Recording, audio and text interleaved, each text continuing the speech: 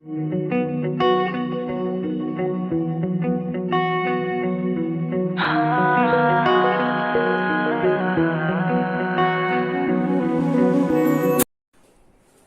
सुरू करतोय आपण बायनॉमियल थेरमवरची.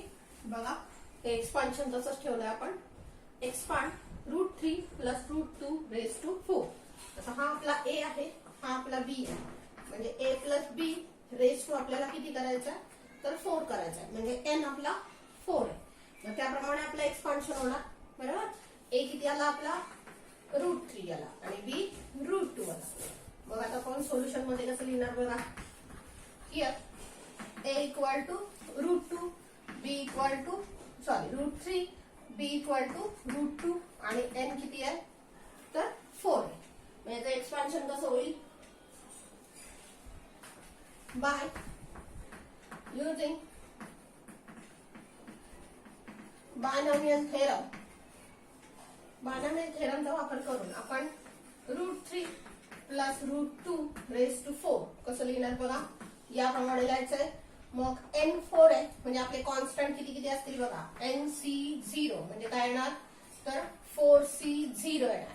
मग 4c1, 4c2, मग 4c3, मग 4c4. घातांक 4 आहे.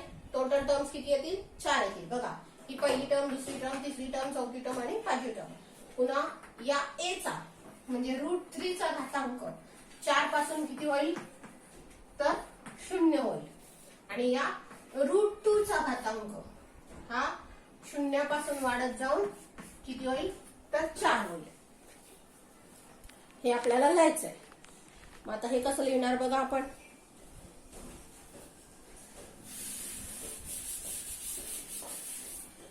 तर इथे येणार 4c0 √2 रेज टू 4 आलं. 4c0 a √2 आहे, √2 रेज टू n, n म्हणजे 4, √3 सॉरी, √3 पहिला आहे म्हणजे √3 रेज टू 4, मग √2 रेज टू 0. पुढचा कॉन्स्टंट काय असेल, 4c1. आता या √3 चा घातांक किती होईल, 3 होईल. तर √2 चा घातांक 1 होईल. मग 4c2 होणार.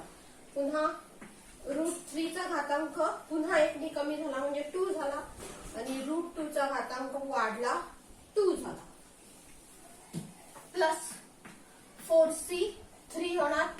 √3 चा घातांक 2 येतो, नंतर किती होणार, 1 होणार. आणि √2 चा घातांक 2 येतो, 3 होणार. प्लस 4c4 √3 चा घातांक 1 आहे, इथं 0 होणार. आणि √2 चा घातांक इथं 4 आहे, 3 आहे, तो इथं 4 होणार. संपल्या टर्म्स. बघा, 5 टर्म्स आल्या का, 1, 2, 3, 4 आणि 5. हे आपलं एक्सपान्शन झालं. आता आपल्याला कॉन्स्टंट काढायचे. कॉन्स्टंट कसे असतील बघा. सो नाव 4c0. 4c0 म्हणजे काय असेल, 4 factorial upon 0 factorial into 4 factorial. बरोबर ना, एनसीआरच्या सूत्रानुसार. 4 फॅक्टोरियल कॅन्सल झाला, 0 फॅक्टोरियल 1 असतं म्हणजे याची किंमत 1 असते. म्हणजे नेहमी 4c0 हा 1 येणार आहे. पहिला आणि शेवटचा कॉन्स्टंट 1 असतो. तेवढाच किती येईल, 4c4 येणार आहे. पुन्हा 4c1 इक्वल टू किती असेल, 4c3. हा पहिला कॉन्स्टंट आणि हा शेवटचा कॉन्स्टंट सेम असेल. हा दुसरा कॉन्स्टंट आणि हा शेवटून दुसरा कॉन्स्टंट सेम असेल. सो 4c1 इक्वल टू आलं 4c3. किती येईल, 4 factorial upon 1 factorial into 3 factorial. म्हणजे किती आलं, हा 4 फॅक्टोरियल कन्वर्ट केला, 4 इंटू 3 फॅक्टोरियल, खालच्या 3 फॅक्टोरियलला गेला आणि 1 फॅक्टोरियल म्हणजे 1 झालं. म्हणजे हे झालं 4. म्हणजे 4c1 आला 4. म्हणजे आपण सूत्र काय लक्षात ठेवायचं बघा. तर nc0 नेहमी 1 येतं. म्हणजे हा पहिला कॉन्स्टंट नेहमी 1 असणार. मग n तुमचा काही असू द्यात. nc1 नेहमी n इतके येतं. त्यामुळे 4C1 किती आला 4 आला. हे दोन कॉन्स्टंट तर कायम लक्षात ठेवायचे, विदाउट कॅल्क्युलेशन ते लिहून टाकायचं. म्हणजे तुम्ही कसं लिहिणार हे तुमच्यासाठी हा. तर 4C0 डोळे झाकून 1 म्हणायचा, 4C1 डोळे झाकून 4 म्हणायचा. हे डायरेक्ट लिहायचं. पहिल्या आणि दुसऱ्या कॉन्स्टंटला विचार करायचा नाही. आता पुढचा कॉन्स्टंट आहे 4C2, तो मात्र कॅल्क्युलेट करावा लागेल. So 4C2 equal to 4 factorial upon 2 factorial. या दोघांची वजाबाकी झाली पुन्हा 2 फॅक्टोरियल.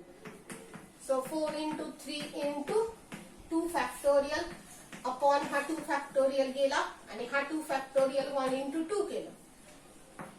या 2 ने इथं भाग घालवला म्हणजे हे आलं 6. तर हे आपले कॉन्स्टंट तयार झाले. हे कॉन्स्टंट इथं ठेवायचे आपले.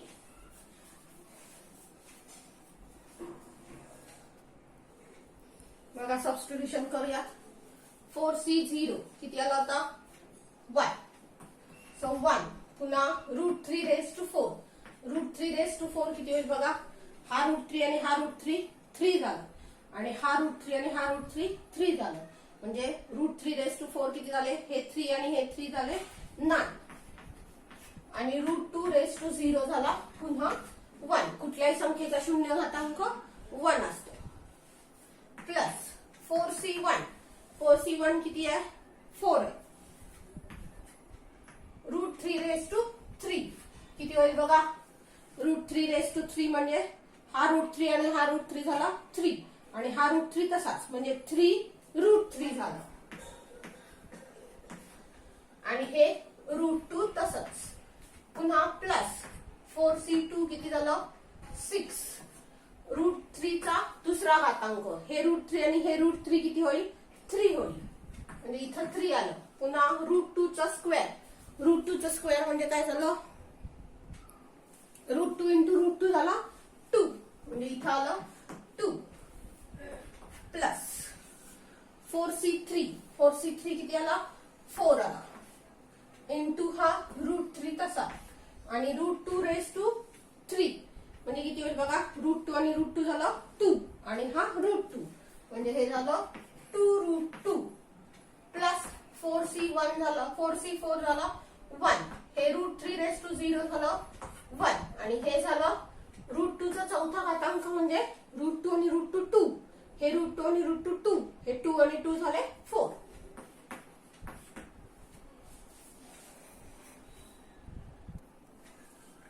So this is equal. He multiplication किती होईल बघा. 1 गुणिले 9 गुणिले 1 म्हणजे हे झालं 9. प्लस हे किती होईल 4 त्रिक 12 आणि हे √3 आणि √2 झाले त्यांचा गुणाकार झाला √6. प्लस हे किती होईल 7 त्रिक 18 18 दुने 36 झाले. प्लस हे किती होईल बघा 4 दुने 8 आणि हे √6 आणि प्लस 4 म्हणजे टोटल किती होईल याची याची आणि याची ऍडिशन होईल म्हणजे 36 प्लस 4 आणि प्लस 9 म्हणजे हे झाले 49 प्लस याची आणि याची ऍडिशन झाली बघा √6 आहे दोन्हीकडे म्हणजे 12 आणि 8 झाले 20.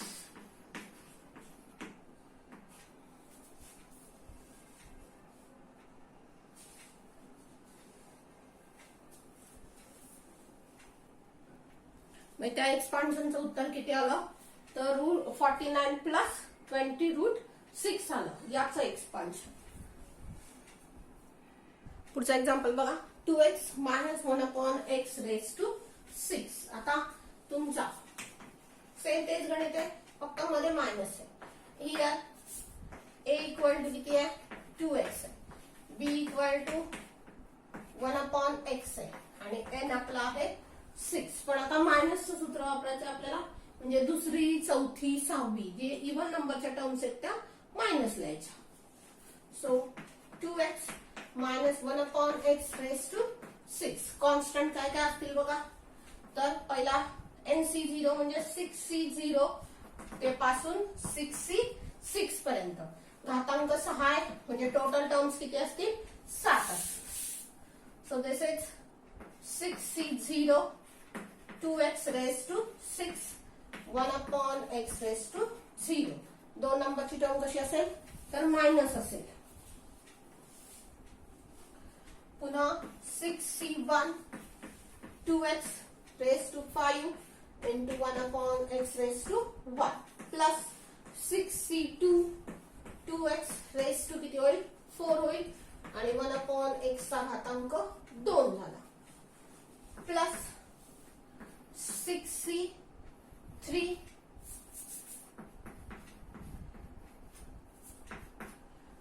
2x चा घातांक झाला इकडे 4 आहे म्हणजे 3 आणि 1 अपॉन x चा घातांक वाढला म्हणजे 2 चा 3 झाला. पुन्हा मायनस नाही ही टर्म मायनस होणार बघा. पहिली दुसरी टर्म मायनस तिसरी चौथी टर्म मायनस ही प्लस असेल.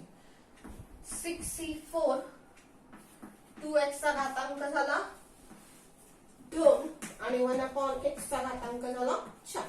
पुन्हा ही टर्म असेल minus 6c5 2x raised to 1 आणि 1 upon x raised to 5.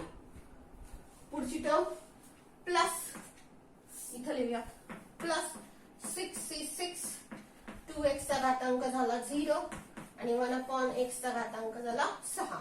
बघा एक पहिली टर्म दुसरी टर्म मायनस तिसरी टर्म चौथी टर्म मायनस पाचवी टर्म सहावी टर्म मायनस आणि ही सातवी टर्म आहे.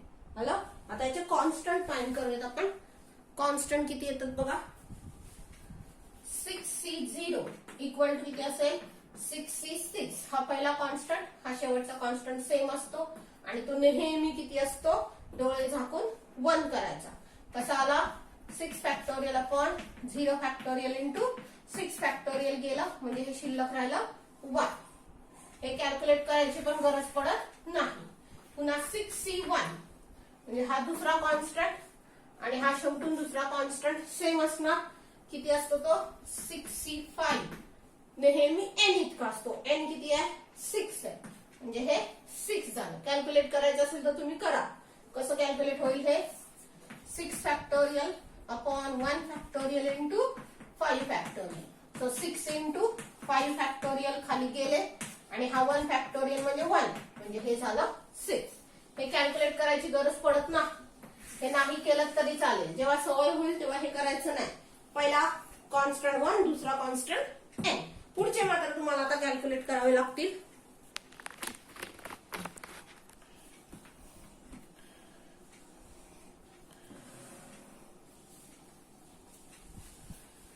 सो 6c2 इक्वल टू किती असेल हा तिसरा कॉन्स्टंट आणि हा शेवटून तिसरा कॉन्स्टंट सेम झाला 6c4.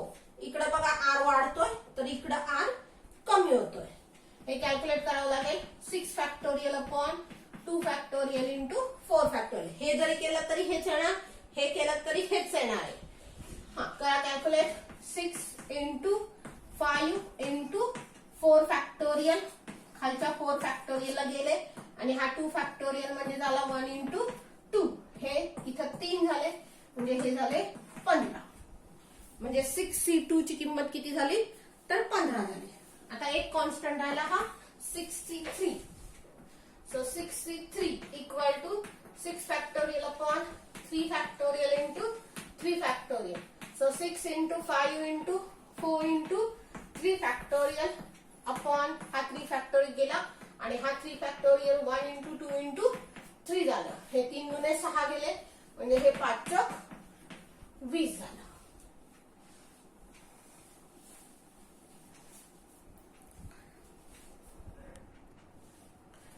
आता हे जे सगळे कॉन्स्टंट आपण काढलेत हे सगळे कॉन्स्टंट या जागेवर आपण ठेवून देऊया आणि पुन्हा याचे सुद्धा घातांक करत न्यायचे आपल्याला.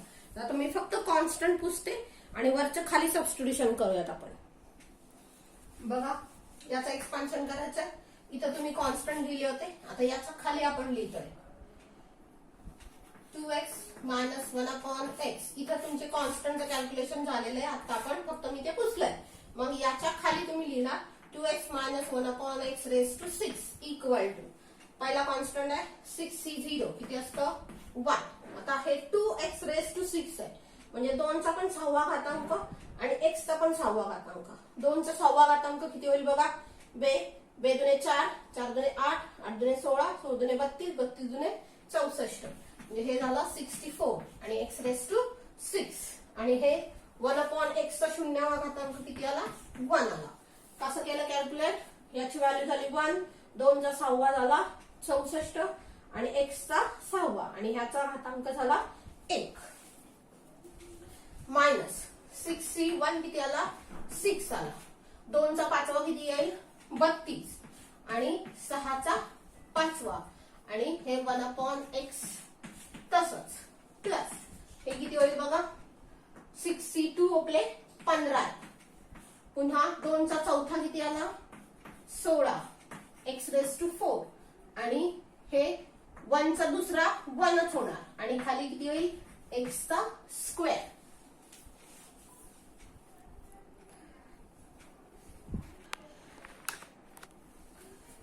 पुन्हा प्लस 6c3 मायनस 6c3 किती होईल बघा तर 20 पुन्हा 2 चा तिसरा झाला 8 x क्यूब आणि हे 1/x क्यूब त्यातलं हे x क्यूब गेलं बघा प्लस 6c4 4 म्हणजे किती होईल 15 2 चा दुसरा 4 x स्क्वेअर आणि हे 1/x raise to 4 minus 6c5 किती आलं 6 2 into x into 1/x raise to 5 आणि शेवटची टर्म राहिली प्लस 6c6 किती झाला 1 2 रेस टू 0 1 झालं पुन्हा 1/x चा हा 6वा घातांक झाला. आता हे फक्त आपल्याला एकत्र करायचं आणि कॅल्क्युलेट करायचं.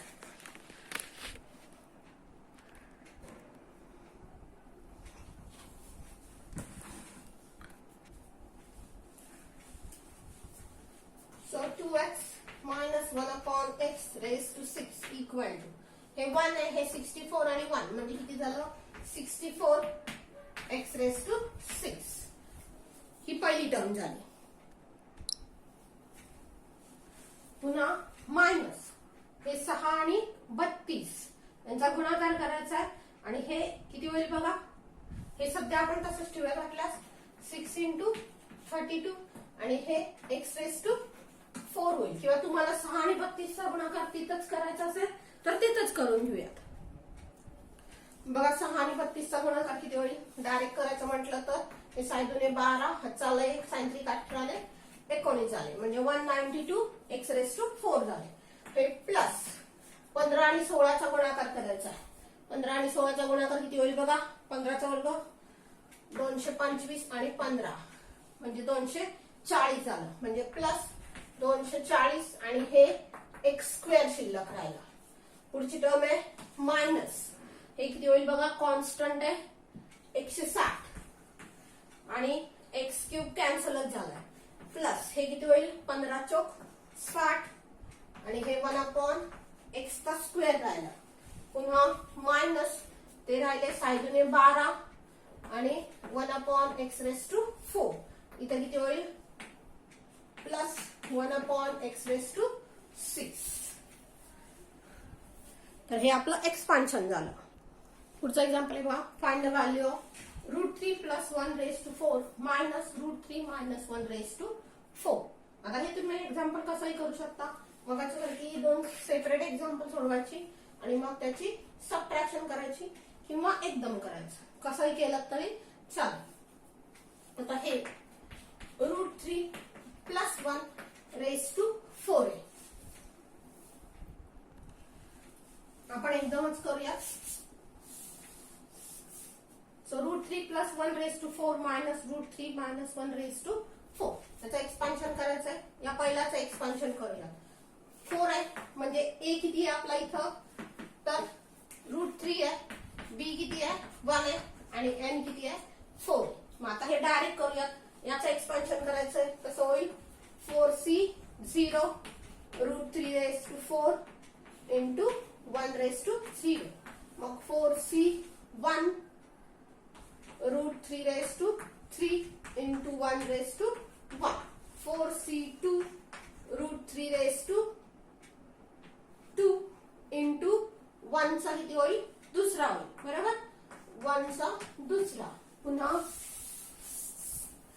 मी आता जरा मला जागा नाही म्हणून सुरुवातीपासून लिहिते पुन्हा plus 4c3 route 3 raise to 1 1 चा तिसरा झाला plus 4c4 route 3 raise to 0 आणि 1 रेस टू 4 हे पहिलं एक्सपान्शन झालं 4 बघा इथं n 5 टर्म्स आल्या का बघा 1 2 3 4 आणि 5 मायनस ही पुढची टर्म आहे याचं एक्सपान्शन सेम तसंच होणार फक्त इवन नंबरच्या म्हणजे दुसरी चौथी टर्म मायनस होणार सो 4c0 हे सेम आहे बघा फक्त इथं प्लस आहे इथं मायनस आहे म्हणजे सेम हेच येणार आहे रूट 3 चा चौथा 1 चा 0 दोन नंबरची टर्म काय असेल मायनस असेल 4c1 root 3 raise to 3 1 raise to 1 पुढचं प्लस 4c2 रूट 3 चा किती होईल दुसरा 1 चा दुसरा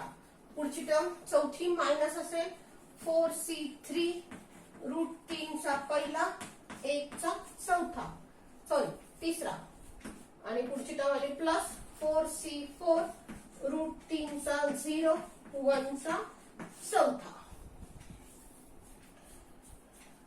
आता याचे कॉन्स्टंट काय असतील बघा सो 4c0 इक्वल टू काय असेल 4c4 किती येणार 1 without calculation 4c1 equal to काय असेल 4c3 किती आला 4 म्हणजे एकच कॉन्स्टंट आपल्याला कॅल्क्युलेट करायचा आहे 4c2 so it is 4 factorial upon 2 factorial into 2 factorial so 4 into 3 into 2 factorial खालच्या 2 फॅक्टोरियल ला गेले आणि 1 इंटू 2 हे इथं 2 झालं म्हणजे 6 झालं म्हणजे हे 1 आहे हे 4 आहे हे 6 आहे आलं मग आता किमती ठेवूयात आपण त्या वरच्या इक्वेशन मध्ये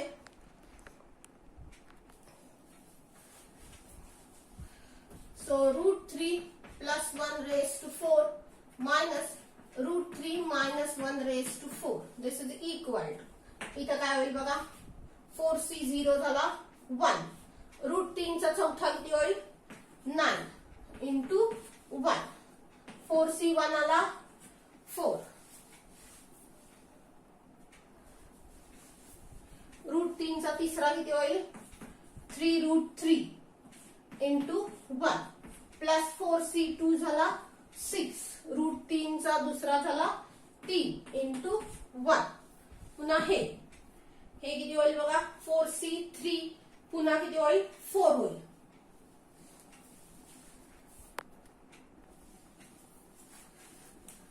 c3 झालं 4 पुन्हा रूट 3 इंटू 1 हे झालं प्लस 1 आणि हे इंटू 1 इंटू 1 पहिला ब्रॅकेट संपला मायनस पुढचं सेम तसंच झालं फक्त दुसरी आणि चौथी टर्म मायनस होणार आहे म्हणजे 4c0 झालं 1 इंटू 9 इंटू 1 पुढची टर्म काय होईल मायनस 4c1 आलं 4 इंटू 3 रूट 3 इंटू 1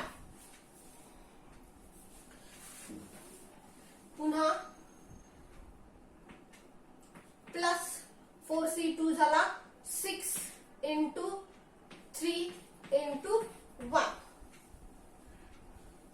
प्लस चौथी टर्म झाली मायनस 4c3 झाला 4 इंटू रूट 3 इंटू 1 पुन्हा पाचवी टर्म झाली 1 इंटू 1 इंटू 1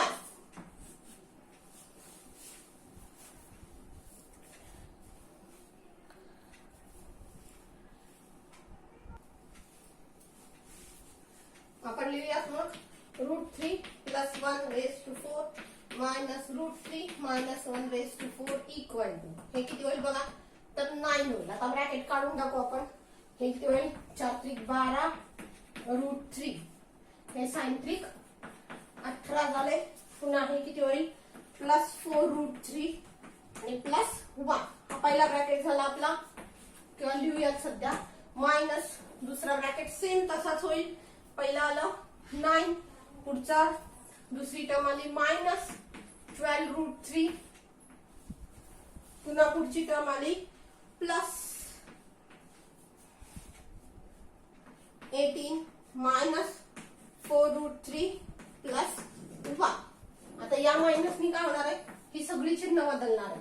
म्हणजे 9 याची बेरीज करूया डायरेक्ट वाटल्यास. आधी हे किती झाले, आधी डायरेक्ट लिहूयात.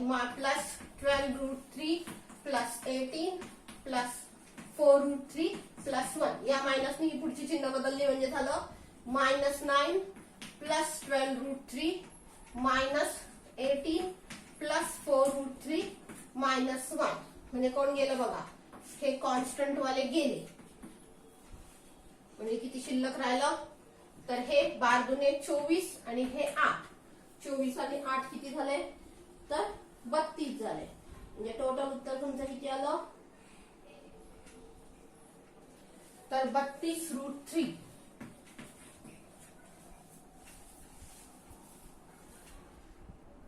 पुढचं एक्झाम्पल आहे बघा. Using binomial theorem find the value of 1.1⁵. त्याचा बायनॉमियल तयार करून आपल्याला याचं एक्सपान्शन करायचं. 1.1 म्हणजे 1 कम्प्लीट आणि 0.1 असेल. 1.1 म्हणजे आणि त्याचा 5वा करायचा. हा आपला A आहे आणि हा B आहे. मग एक्सपान्शन करायचं आता. n 5 आहे म्हणजे आपलं एक्सपान्शन कसं होईल, तर 5C0 1⁵, 0.1⁵. मग 5C1 1⁴, 0.1⁵, 5C2 1⁵, 0.1⁵, plus 5C3 1⁵, 0.1⁵, 5C4 1⁵, 0.1⁵, 5C5 1⁵0 आणि 0.1⁵. हे आपलं एक्सपान्शन झालं. मध्ये प्लस होतं त्यामुळे सगळ्या टर्म्स प्लस आल्या. आता कॉन्स्टंट शोधायचे. सो 5C0 इक्वल टू काय असेल, 5C5 किती आलं, 1. 5C1 इक्वल टू किती असेल, 5C4 किती येईल, 5 येईल. आता दोन कॉन्स्टंट शोधावे लागतील. 5C2 इक्वल टू किती असेल, 5C3. कॉन्स्टंट संपलेत का बघा. 5 घातांक आहे त्यामुळे 6 टर्म्स आल्या. 1 2 3 4 5 6 आले का 6 कॉन्स्टंट. हे कॅल्क्युलेट करावं लागेल. 5 factorial upon 2 factorial into 3 factorial. So 5 into 4 into 3 factorial. खालच्या 3 फॅक्टोरियल ला गेले आणि हे 1 इंटू 2 हे इथं गेले. म्हणजे तिसरा कॉन्स्टंट आला 10. म्हणजे हा पहिला कॉन्स्टंट आहे 1, हा दुसरा कॉन्स्टंट आहे 5 आणि हा तिसरा कॉन्स्टंट आहे 10. मग आता एक्सपान्शन मध्ये फक्त आपल्याला किमती घालायच्या. सो 1.1⁵. 5C0 किती आहे, 1.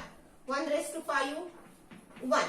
कुठल्याही संख्येचा शून्य घातांक 1 म्हणजे पहिली टर्म 1 इंटू 1 इंटू 1 म्हणजे 1च आली. प्लस 5C1 किती आहे, 5. 1⁴, 1 आणि हा 0.1 प्लस 5C2 किती आहे, 10 इंटू 1 इंटू 0.1 चा दुसरा. 0.1 चा दुसरा म्हणजे काय येणार बघा, 1 चा गुणाकार 1च आला पण 2 डेसिमल पॉइंट इकडे जायचंय म्हणजे हे असं झालं 0.01 आलं. पुन्हा प्लस 5C3 किती आला, 10 इंटू 1 आणि इंटू हे किती होईल, 3 डेसिमल इकडे यायचं म्हणजे 0.001 आलं. प्लस हे 5 झाले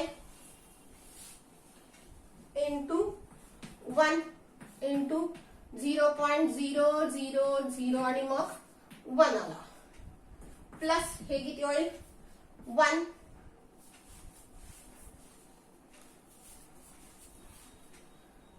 इंटू 1 आणि इंटू 5 डेसिमल पॉइंट इकडे यायचं म्हणजे 0.0000 आणि मग 1.